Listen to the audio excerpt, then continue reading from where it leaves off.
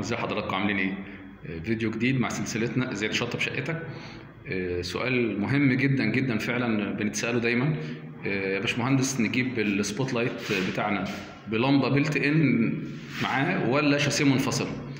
الاجابه الاحسن والافضل وهقول لحضراتكم ليه. لا، انا اجيب لمبه منفصله عن الشاسيه بالبساطه يا جماعه، لان انا لو جبت عايل سبوت لايت باللمبه بتاعته بيلت ان وخلاص جزء لا يتجزأ من السبوت لايت، لا قدر الله بعد 5-6 سنين مثلا اللمبه اتحرقت.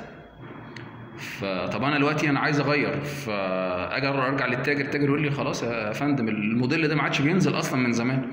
طب انا عندي دلوقتي مثلا جاي مركب سبوت لايتس كتير جدا في الريسبشن، فعشان 2-3 باظوا هضطر اغير كل الريسبشن علشان ما انا مش هلاقي نفس الشكل.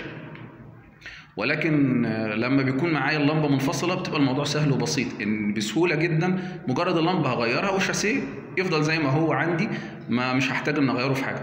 فكان ده يعني نصيحه سريعه كده وفيديو سريع مع حضراتكم. ميعادنا مع الفيديو الجاي ان شاء الله ازاي تشطب شقتك. السلام عليكم ورحمه الله.